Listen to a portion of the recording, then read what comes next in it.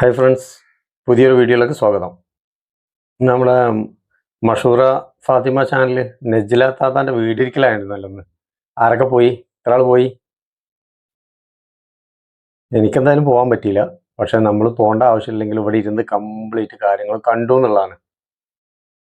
നേരിട്ട് പോയാൽ ചിലപ്പോൾ അത്ര കാണാൻ പറ്റിയെന്ന് വരില്ല എന്നാണ് എനിക്ക് തോന്നുന്നത്. കാരണം അതിലേറെ ഭംഗിയായിട്ട് പുള്ളിക്കാത്തിയുടെ ചാനലിൽ ഇരുന്ന് കണ്ടു. എന്താണെന്നറിയില്ല, ഭയങ്കര സന്തോഷം.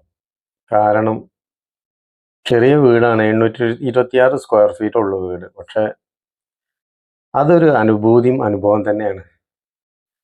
നമ്മളെ കഷ്ടപ്പാടിൻ്റെ ഫലമായിട്ട് നമ്മൾ ഒരു വീട് കയറ്റി ആ വീട്ടിൽ ഒന്ന് കിടന്നുറങ്ങുന്ന സമയത്ത് കിട്ടുന്ന ആ ഒരു സംതൃപ്തി ഉണ്ടല്ലോ. ചിലപ്പോൾ എനിക്ക് തോന്നുന്നു വലിയ കൊട്ടാരം കയറ്റുന്ന ആൾക്കാർക്ക് ചിലപ്പോൾ ആ സംതൃപ്തി കിട്ടുന്നുണ്ടാവില്ല.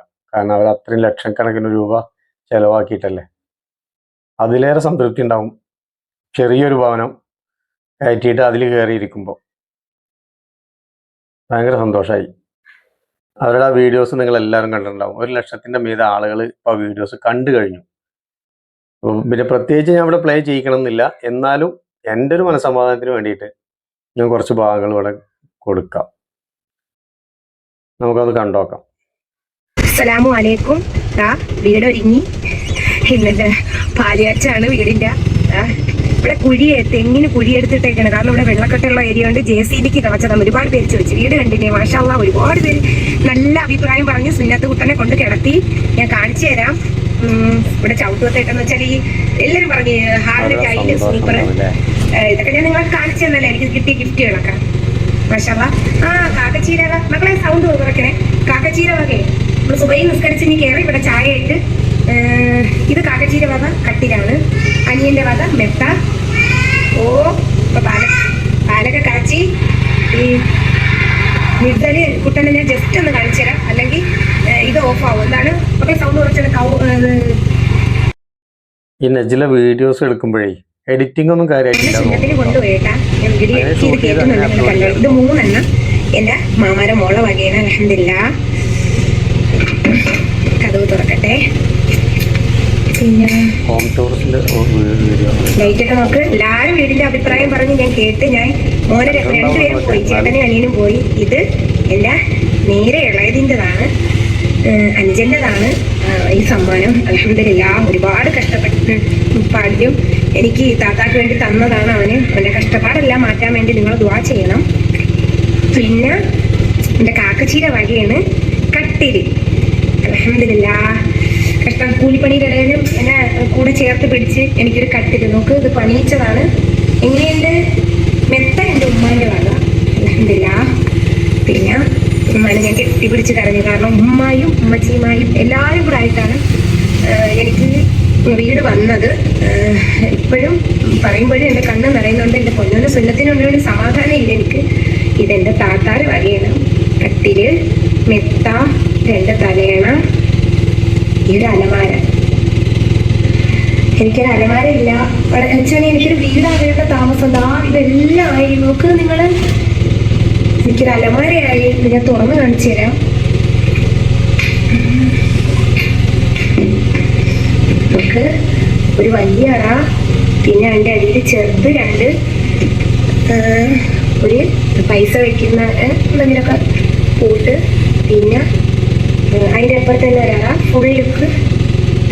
നമുക്ക് അൽഹംദുലില്ലാഹ്.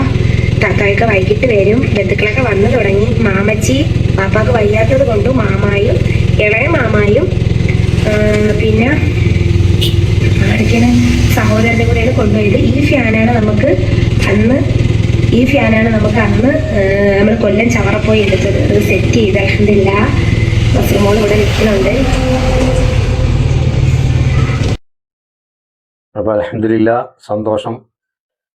നജ്ലാത്ത, നിങ്ങളെ വീടിരിക്കലിന് വരാൻ പറ്റിയില്ലെങ്കിലും നമ്മൾ പങ്കെടുത്ത അതേ അനുഭൂതി നമുക്ക് കിട്ടിയിട്ടുണ്ട്. അൽഹംദുലില്ലാഹ്, സന്തോഷം. നിങ്ങളും മക്കളും ഒക്കെ കൂടെ ആയിട്ട് ഇനി വാടക കൊടുക്കാതെ അവനവൻ്റെ സ്വന്തം വീട്ടിലൊന്ന് കയറി താമസിക്കും. അതിൻ്റെ സന്തോഷം ഒന്ന് വേറെ തന്നെയാണ്. എന്നും നിങ്ങൾക്ക് ജനങ്ങളുടെ സപ്പോർട്ട് ഉണ്ടാവും. നല്ല രീതിയിൽ ആളുകളായിട്ട് ഇടപഴകി പോയി കഴിഞ്ഞാൽ എന്നും നിങ്ങൾക്ക് ഇതേപോലെ അൽഹംദുലില്ലാഹ് അള്ളാഹുവിൻ്റെ ഹൈറും ബർക്കത്തും ഒക്കെ ഉണ്ടാവും. ജനങ്ങളുടെ സപ്പോർട്ട് ഉണ്ടാവും. അപ്പം നമുക്ക് ഇത് നിങ്ങളെ ഒത്തിരി ആളുകൾ നിങ്ങളെ സഹായിച്ചിട്ടുണ്ട്. അപ്പോൾ അവർക്കൊക്കെ വേണ്ടി നിങ്ങൾ എപ്പോഴും ദുആ ചെയ്യണേ. കാരണം അവർക്കൊക്കെ മനസ്സിൽ എന്തെല്ലാം ആഗ്രഹങ്ങളുണ്ടോ, എന്ത് ആഗ്രഹങ്ങൾ വെച്ചിട്ടാണോ അവർ നിങ്ങൾക്ക് ഇത് ആദ്യം ചെയ്തിട്ടുള്ളത് നമുക്കറിയില്ലല്ലോ.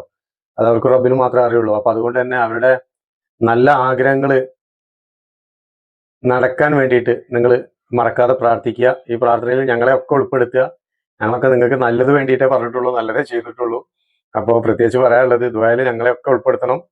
അൽഹംദുലില്ലാ, സന്തോഷം. എന്തായാലും ആ ഒരു സ്വർഗ്ഗ കൊട്ടാരം തന്നെ പറയാം, നല്ല ബർക്കത്തുള്ളൊരു വീട്, അൽഹംദുലില്ലാ. അപ്പം എന്തായാലും അതിൽ നിങ്ങൾക്ക് ഇരിക്കുന്ന കാലത്തോളം ബർക്കത്തുണ്ടാവട്ടെ, ആരോഗ്യത്തോടുള്ള ദീർഘായുസ് തരട്ടെ. നാഥനോട് പ്രാർത്ഥിക്കുന്നു. നിങ്ങളുടെ സന്തോഷത്തിൽ ഞങ്ങളെല്ലാവരും പങ്കുചേരുന്നു. നിങ്ങൾ ക്ഷണിച്ചല്ലോ, ആ ക്ഷണം തന്നെ ഞങ്ങൾ സ്വീകരിച്ചു. കാരണം നിങ്ങൾ യൂട്യൂബിലൂടെ വന്ന് എല്ലാവരെയാണ് ക്ഷണിച്ചിട്ടുള്ളത്. അപ്പോൾ ആ ക്ഷണം കേൾക്കാത്തവരുണ്ട് തോന്നുന്നത്. അവർക്ക് ചെറിയ നീരസങ്ങളൊക്കെ ഉണ്ടായിട്ടുണ്ട്. അതിൽ ഞാനൊരു വീഡിയോസ് കാണാനിടയായി. ഞാൻ ആ വീഡിയോസ് കുറച്ചുകൂടെ കൊടുക്കാം. എടുത്തു പറയേണ്ടതായിട്ടൊരു കാര്യമുണ്ട്. നമ്മുടെ ചാനലിൽ ഒരു കുട്ടിയുടെ പരിതാമസമാണ് നാളെ. ആ കുട്ടി എന്നെ വിളിച്ചിട്ടുണ്ടായിരുന്നു, ഞാനും വിളിക്കാറുണ്ടായിരുന്നു. അങ്ങോട്ടും വിളിച്ചാൽ ഒരുപാട് വർത്തമാനങ്ങളൊക്കെ പറഞ്ഞിട്ടുള്ളൊരു കുട്ടിയാണ്. ആ കുട്ടിക്ക് ഒരുപാട് സഹായങ്ങളൊക്കെ ചാനലിൽ നിന്നും എല്ലാവരുമായിട്ട് കൊടുത്തു. ഞാൻ ആ കുട്ടിയുടെ വീഡിയോസൊക്കെ കണ്ടു. പക്ഷേ പരിതാമസം വിളിക്കാമെന്ന് പറഞ്ഞിട്ട് ആ കുട്ടി വിളിച്ചില്ല. എന്ത് തെറ്റാണാവോ ഞാൻ ചെയ്തതെന്ന് എനിക്കറിയില്ല. പക്ഷേ നമ്മൾ എന്താണ് ആ കുട്ടിക്ക്, നമ്മളെന്തായാലും തിരുവനന്തപുരം വരെ പോയി, എന്തായാലും ഞാൻ ഇപ്പം അവിടെ വരെ പോയി ആ കുട്ടിയുടെ പരിതാമസം എന്തായാലും ഞാൻ കൂടില്ല. പക്ഷേ ഒരു വാക്ക് എന്നോട് പറയാത്തതിൽ എനിക്ക് ഭയങ്കര സങ്കടമുണ്ട്. കാരണം വേറെ ഒന്നും വേണ്ട, ഇത്താൻ്റെ നാളെ ഞാൻ പാലുകാച്ചിലാണ്, അല്ലെങ്കിൽ ഇത്ത പറഞ്ഞോട്ടോ എന്നൊരു വാക്ക് എന്നോട് പറയാം എന്ന് പറഞ്ഞില്ല.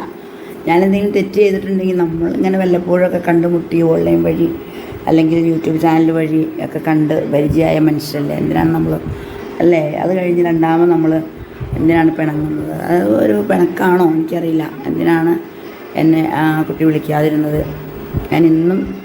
ഞാൻ തുണിയൊക്കെ മടക്കി വന്നപ്പോഴൊക്കെ ഒരുപാട് സങ്കടപ്പെട്ടു. എനിക്ക് ആ കുട്ടീനെ അങ്ങോട്ട് വിളിക്കണം എന്നുണ്ട്. പക്ഷേ എനിക്ക് ആ കുട്ടിയുടെ വിളിക്കാൻ തോന്നിയില്ല. കാരണം വെച്ചാൽ കുട്ടിയുടെ സുന്നത്തും കൊച്ചിൻ്റെ സുന്നത്തും തിരക്കും കാര്യങ്ങളൊക്കെ ആണല്ലോ. ആളാരാണെന്ന് ഇപ്പോൾ എല്ലാവർക്കും മനസ്സിലായിട്ടുണ്ടാവും, അവരെ അറിയുന്നവർക്ക്. പറഞ്ഞത് നിങ്ങൾ അറിയുന്ന ആളാണോ ഇല്ലെന്ന് എനിക്കറിയില്ല. പക്ഷെ ഞാൻ ആ വീഡിയോസ് കണ്ടു നോക്കുമ്പോൾ ഞാൻ ആ വീഡിയോ ചെയ്ത വ്യക്തി വീഡിയോസ് എന്തെങ്കിലും കാണുകയാണെങ്കിൽ പറയുന്നത് എല്ലാവരും വ്യക്തിപരമായിട്ട് ചിലപ്പോൾ ഈ തിരക്കും കാര്യങ്ങളും ക്ഷണിക്കാൻ പറ്റുന്നൊന്നും വരില്ല. അപ്പം നമ്മൾ അവരുടെ ആ ഒരു ക്ഷണം നമ്മൾ സ്വീകരിക്കുക. യൂട്യൂബിലൂടെ അവർ പറഞ്ഞു കഴിഞ്ഞാലും എല്ലാവർക്കും വേണ്ടിയിട്ടാണ് അവർ ക്ഷണിച്ചിട്ടുള്ളത്. അപ്പോൾ അതൊരു ക്ഷണമായി സ്വീകരിച്ച് ശരിക്കും നമ്മൾ പോവുകയാണ് വേണ്ടത്. കാരണം അവരുടെ ഒരു അവസ്ഥ എല്ലാം നമുക്ക് അറിയുന്നതാണ്. യൂട്യൂബിലൂടെ എല്ലാ കാര്യങ്ങളും അവർ പറഞ്ഞു തന്നിട്ടുണ്ട്. അപ്പോൾ അതുകൊണ്ട് തന്നെ നമുക്ക് അവരോടൊരു ഉള്ളിൻ്റെ ഉള്ളിൽ നമുക്ക് വേറെ ഒന്നും തോന്നേണ്ട ഒരു ആവശ്യം വരുന്നില്ല. ജനങ്ങളുടെ സഹകരണമാണ് വേണ്ടത്. എന്ത് ചെയ്താലും ഏത് കാര്യത്തിലും നമുക്ക് കുറ്റപ്പെടുത്താൻ ആളുകൾ ഉണ്ടാവും. അത് അറിഞ്ഞുകൊണ്ട് ചെയ്യുന്ന കാര്യങ്ങളാവില്ല, ചിലപ്പോൾ അറിയാതെ സംഭവിക്കുന്നതായിരിക്കാം. അപ്പോൾ അതുകൊണ്ട് നമ്മൾ സന്തോഷമായിട്ട് ആ കാര്യങ്ങളിലൊക്കെ പങ്കെടുക്കുക. അവർക്ക് എന്തെങ്കിലും ചെറിയ തെറ്റുകൾ വന്നിട്ടുണ്ടെങ്കിൽ നമ്മൾ അത് വിട്ടുവീഴ്ച ചെയ്ത് കൊടുക്കുക എന്നുള്ളതൊക്കെയാണ് എനിക്ക് പറയാനുള്ളത്. ഒത്തിരി ആളുകൾ നജ്ലാൻ്റെ ഹോം ടൂറിൻ്റെ വീഡിയോസ് ഇടുന്നുണ്ട്. കിട്ടിയതും ആളുകൾ തന്നതും ഗിഫ്റ്റും എല്ലാം കാണിക്കുന്നുണ്ട്. ഒരുവിധം വീഡിയോസൊക്കെ കണ്ടു, അൽഹംദുലില്ലാ, സന്തോഷമായി. പിന്നെ വേറെ പ്രത്യേകിച്ച് എന്തെന്ന് പറയാനുള്ളത്, നമ്മുടെ സൂഫി സഫർ മീഡിയ എന്ന് പറഞ്ഞിട്ടൊരു ചാനലുണ്ടല്ലോ, അതിൻ്റെ അഡ്മിൻ ആഷിഖ് എന്ന് പറഞ്ഞിട്ടുള്ള വ്യക്തിയാണ് തോന്നുന്നുണ്ട്.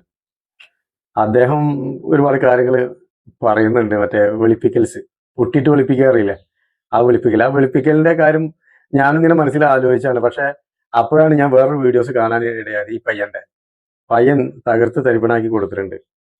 ആ വീഡിയോസ് നിങ്ങൾ കണ്ടിട്ടില്ലെങ്കിൽ ജസ്റ്റ് ഒന്ന് കണ്ടോളി. അല്ലെങ്കിൽ തന്നെ സാജിയുടെ വീഡിയോക്കൊക്കെ ഇപ്പൊ നല്ല രീതിയിലുള്ള ബ്രൈറ്റ്നസ്സും ഉണ്ട്, മുഖത്തിനൊക്കെ നല്ല രീതിയിലുള്ള തെളിച്ചുണ്ട്. കാരണം എന്താന്ന് വെച്ച് കഴിഞ്ഞാൽ നല്ല ഫിൽട്ടർ ഒക്കെ എടുത്താണ് ഇപ്പൊ വീഡിയോ ചെയ്തുകൊണ്ടിരിക്കുന്നത്.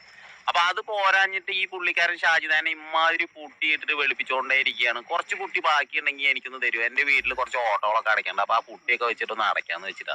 ഈ ചൂപ്പി ചപ്പർ എന്ന് പറയുന്ന യൂട്യൂബ് ചാനലിന്റെ ഉടമസ്ഥനോട് എനിക്ക് 4 വാക്ക് പറയണമെന്നുണ്ട്. എടാ, നിനക്ക് കുറച്ചെങ്കിലും ഉളുപ്പ് എന്ന് പറയുന്ന സാധനം ഉണ്ടോ? അത് ഉണ്ടാവില്ലെന്ന് എനിക്ക് ഏകദേശം മനസ്സിലായിട്ടുണ്ട്. എന്താന്ന് വെച്ച് കഴിഞ്ഞാൽ എന്റെ യൂട്യൂബ് ചാനൽ ഷാജീനെ പുട്ടിയിട്ട് വെളുപ്പിക്കാൻ വേണ്ടി മാത്രമായിട്ടുള്ള ഒരു ചാനലാണെന്ന് ഏകദേശം വീഡിയോ കാണുന്ന ആളുകൾക്കൊക്കെ മനസ്സിലായിട്ടുണ്ട്. പൊന്നു മോനെ, നിങ്ങൾ ഈ ഒരു വോയിസ് ക്ലിപ്പ് ഒന്ന് കേട്ടു. പക്ഷേ ഈ കാര്യത്തിൽ ഷാജിദ ഒരിക്കലും കുറ്റക്കാരിയല്ല. കാരണം ഏതൊരു സ്ത്രീയും ഇത്തരത്തിൽ ഒരാൾ നിരന്തരമായി തന്നെ ചേർത്ത് പിടിക്കുന്നതും സഹായിക്കുന്നതുമൊക്കെ മനസ്സിലാക്കിയാൽ അയാളുടെ കൂടെ ജീവിക്കണം എന്നുള്ള കാര്യത്തിലേക്ക് എത്തിപ്പോകും. നമ്മുടെ ഷാജിയാണെങ്കിലോ ഭർത്താവില്ലാതെ ജീവിക്കുന്ന ഒരു സ്ത്രീയാണെന്നുള്ള കാര്യവും നമ്മൾ ഒരിക്കലും മറക്കരുത്. എന്റെ പൊന്നുമോനെ, നിനക്കൊരു കാര്യം അറിയോ? എത്രയോ കുടുംബങ്ങളില് ഭർത്താക്കന്മാര് മരിച്ചു പോയിട്ടും ഭർത്താക്കന്മാര് ജീവനോടെ ഉണ്ടായിട്ടും ഒരു ഉപകാരവും ഇല്ലാത്ത ഭർത്താക്കന്മാരുണ്ട്, മനസ്സിലാവുണ്ടാവും. അവിടെയുള്ള സ്ത്രീകളൊക്കെ കഷ്ടപ്പെട്ട് പണിയൊക്കെ എടുത്തിട്ടാണ് ആ മക്കളെ നോക്കണത്. അപ്പൊ അവരൊക്കെ നീ പറഞ്ഞത് കേൾക്കുകയാണെങ്കിൽ നിന്റെ മോന്തലിക്ക് കാർക്കിച്ചിട്ട് തുപ്പ്. നീ അത് ആദ്യം മനസ്സിലാക്കോ. നീ അവളെ ഇങ്ങനെ വെളുപ്പിച്ച് നീ അവസാനം ഏത് കളറായി മാറുമെന്ന് ഒരു പിടുത്തം കിട്ടണില്ല. എന്റെ പൊന്നുമോനെ ചൂപ്പിച്ചപ്പറ, നീ ആദ്യം ഒന്ന് മുഖം കാണിച്ച ഒരു വീഡിയോ ചെയ്ത് നിന്റെ മുഖം ഒന്ന് ഞങ്ങളൊന്ന് കണ്ടോട്ടെ.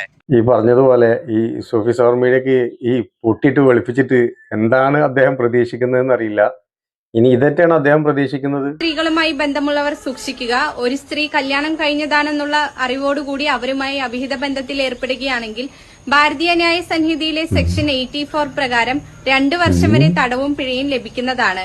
ഇതിൽ സ്ത്രീകളെ ശിക്ഷിക്കുകയില്ല, പുരുഷന്മാർക്കായിരിക്കും ശിക്ഷ ലഭിക്കുന്നത്. അതുകൊണ്ട് പുരുഷന്മാർ സൂക്ഷിക്കുക. എന്തായാലും കെടുകാച്ച് മറുപടി ആയിട്ടുണ്ട്. പിന്നെ ഈ സോഫി സഫർ മീഡിയ ആഷിഖിൻ്റെ അടുത്ത് ഒരു കാര്യം പറയാനുള്ളത് എന്താണെന്ന് വെച്ച് കഴിഞ്ഞാൽ, ജനങ്ങൾ മണ്ടന്മാരെന്നല്ല, ജനങ്ങൾ എല്ലാ കാര്യങ്ങളും കാണുകയും കേൾക്കുകയും ചെയ്യുന്നുണ്ട്. നിന്റെ വീഡിയോസ് ഒത്തിരി ആളുകൾ കാണുന്നുണ്ട്, ലക്ഷക്കണക്കിന് വ്യൂസൊക്കെ കിട്ടിയ വീഡിയോസ് ഉണ്ട് നിന്റെ ഇതിൽ. ഞാൻ ചാനലും ചെക്ക് ചെയ്ത് നോക്കുമ്പോൾ ജനങ്ങൾ വിട്ടികളല്ല. നമ്മൾ ഈ മറ്റുള്ള ആളുകളുടെ കാര്യങ്ങൾ സംസാരിക്കുന്ന സമയത്ത് എന്താണ് സംസാരിക്കുന്നതെന്ന് നല്ല ബോധമുള്ള ഒരാൾ തന്നെയാണ് താങ്കൾ അതിന് കൊടുത്തിരിക്കുന്ന ബാക്ക്ഗ്രൗണ്ട് മ്യൂസിക് ഇസ്ലാമിക് ബാക്ക്ഗ്രൗണ്ട് മ്യൂസിക്കാണ്. അതിൻ്റെ ആവശ്യം അവിടെ വരുന്നുണ്ടോ എന്ന് എനിക്ക് തോന്നുന്നില്ല. കാരണം താങ്കൾ അത്ര പാണ്ഡിത്യമുള്ള ഒരാളാണോ ഇല്ലെന്നുള്ള എനിക്കറിയില്ല. പക്ഷെ ഇല്ല എന്നുള്ളതാണ് മനസ്സിലാക്കാൻ കഴിഞ്ഞത്. കാരണം താങ്കളുടെ കമൻറ്റുകളൊക്കെ ഞാൻ കുറേ വായിച്ചു, കുറേ വീഡിയോസിൻ്റെ. അപ്പോൾ താങ്കൾ ഒരു ഉസ്താദല്ലേ എന്ന് ചോദിച്ചതിന് മറുപടി കൊടുത്തിട്ടുണ്ട്, ഞാൻ ഉസ്താദല്ല എന്നുള്ളത്. പിന്നെ വേറൊരു കമൻറ്റ് ഒരാൾ ചോദിച്ചപ്പോൾ അതിന് മറുപടി കൊടുത്തിട്ടുണ്ട്, എനിക്ക് അത്രയ്ക്ക് അറിവൊന്നും ഇല്ല എന്ന്. അപ്പോൾ നമുക്ക് അറിവുണ്ടോ ഇല്ലയോ എന്നുള്ളതല്ല, താങ്കൾ ആ ഒരു പ്രവൃത്തി ചെയ്യുന്നതിനോട് ഞാൻ അംഗീകരിക്കുന്നില്ല. ഇസ്ലാമിക് ബാക്ക്ഗ്രൗണ്ട് മ്യൂസിക് ആയി കൊടുത്തിട്ട് പറയേണ്ട ഒരു സംഭവം അല്ല താങ്കൾ ശരിക്കും പറയുന്നത്. നമ്മൾ ഈ വയലിൽ പറയുന്ന ഉസ്താദന്മാരൊക്കെ കൊടുക്കുന്ന പോലെ. അപ്പം അതെനിക്ക് വേണമെങ്കിൽ ഇങ്ങനെ കൊടുക്കാം. നമ്മൾ ഈ പറയുന്ന കാര്യങ്ങൾക്കൊക്കെ ബാക്ക്ഗ്രൗണ്ട് മ്യൂസിക് അത് കൊടുക്കാം. അതും തമ്മിൽ അരുവിയും മത്തിക്കരിമാരിയായി പോയില്ലേ. അപ്പം അതൊന്ന് താങ്കൾ ഒന്ന് ശ്രദ്ധയിൽപ്പെടുത്താൻ വേണ്ടിയിട്ടാണ് ഞാൻ ഈ വാക്ക് പറഞ്ഞത്. അങ്ങനത്തെ പ്രവൃത്തികൾ ചെയ്യുമ്പോൾ ആളുകൾ നമ്മളെ വിലയിരുത്തും. ഇപ്പം താങ്കളുടെ വീഡിയോസിൻ്റെ അടിയിലുള്ള കുറേ കമൻറ്റുകളൊക്കെ ഞാൻ പോയി വായിച്ചു നോക്കുമ്പോഴേ ഒത്തിരി കമൻറ്റുകൾ താങ്കൾക്ക് നെഗറ്റീവായിട്ട് വെച്ചലക്കുന്നുണ്ട് ആളുകൾ. അതിൻ്റെ ആവശ്യം നമുക്കില്ലല്ലോ, നമ്മൾ ഇറന്ന് വാങ്ങുന്ന മര്യാദ. അതിൻ്റെ ആവശ്യം എന്താ? അപ്പോൾ ആ കാര്യങ്ങളൊക്കെ ഒന്ന് ശ്രദ്ധിക്കുക താങ്കൾ. കണ്ടന്റ് മറ്റുള്ള ആളുകളുടെ കണ്ടന്റിൽ ഇടുന്നത്. പിന്നെ ഒരു തവണയെങ്കിലും ഒരു ധൈര്യം വേണം. നമ്മൾ വീഡിയോസ് മുഖം കാണിച്ച് വരാനുള്ള ആ ഒരു തൻ്റോടം വേണം. മറ്റേ പയ്യൻ പറഞ്ഞതുപോലെ അതിന് ഒരു നട്ടലില്ലാത്ത ഒരാളാണോ താങ്കൾ? താനൂർ ഹാർബറിൽ ഒരു മത്സ്യത്തൊഴിലാളിയല്ലേ? താങ്കൾക്ക് അതിനുള്ള നട്ടലൊക്കെ ഉണ്ടാവുമല്ലോ. മുഖം കാണിച്ച് വീഡിയോ ചെയ്യൂ, ആളുകളുടെ അഭിപ്രായം മാറട്ടെ. എന്താ ഒരു വെല്ലുവിളിയായിട്ട് ഏറ്റെടുത്തിട്ട് നിങ്ങൾ മുഖം കാണിച്ച് വീഡിയോസ് ചെയ്യും. ഏതായാലും പറയുന്ന കാര്യങ്ങളൊക്കെ നിങ്ങൾ തന്നെ പറയുന്നുണ്ടെങ്കിൽ അത് ഡയറക്റ്റ് ഇതേപോലെ ഒന്ന് പറയാലോ. നമ്മുടെ മുഖം മറ്റുള്ളവരെ കാണിക്കുന്നതുകൊണ്ട് നമുക്ക് തന്നെ അതിൽ മോശമായിട്ട് ഫീൽ ചെയ്യുന്നുണ്ടെങ്കിൽ അവിടെ തന്നെ നെഗറ്റീവ് അല്ലേ. പിന്നെ ആളുകൾ എങ്ങനെ നെഗറ്റീവ് പറയാതിരിക്കുക? ഓക്കെ, വേറെ പ്രത്യേകിച്ചൊന്നും പറയാനില്ല. ഇന്നത്തെ ഒരു വീഡിയോ ചെറിയൊരു വീഡിയോ ക്രിയേറ്റ് ചെയ്താണ്. പിന്നെ ഞാൻ ഇന്നലെ ഇട്ട വീഡിയോസ് അധികം ആളുകളാരും കണ്ടിട്ടില്ല. കാരണം ആളുകൾക്ക് ഏറ്റവും ഇഷ്ടം ഇതുപോലത്തെ കുംഭകോണ കേസാണെന്നുള്ളത് ഇപ്പോൾ മനസ്സിലായി. അപ്പോൾ വെറുതെ എല്ലാ ആളുകൾ ഈ ഷാജിദയുടെയും ഈ മസൂറാൻ്റെയും പിന്നെ ഇതുപോലത്തെ വല്ല കാര്യങ്ങളിൽ നിന്നും യൂട്യൂബേഴ്സ് വിട്ടുമാറാത്തത്. വേറെ ഏത് വീഡിയോസ് ഇട്ടാലും കാര്യം പോണില്ല. അത് എന്ത് ഇൻഫർമേഷൻ ടെക്നോളജി ആയാലും, ഞാൻ വേറെ എന്ത് അലാഖിൻ്റെ അവലങ്കഞ്ഞി ആയാലും ആൾക്കാർക്ക്. അപ്പോൾ പുതിയ വീഡിയോസുമായി വീണ്ടും വരാം. അപ്പോൾ വീഡിയോ കണ്ട് ഇഷ്ടമായി കഴിഞ്ഞാൽ ഒന്ന് ലൈക്ക് ചെയ്യുക, ഷെയർ ചെയ്യുക, സബ്സ്ക്രൈബ് ബട്ടൺ അടിച്ചുകൊണ്ട് പൊട്ടിക്കുക. അത്രേ പറയാനുള്ളൂ. Okay, bye bye.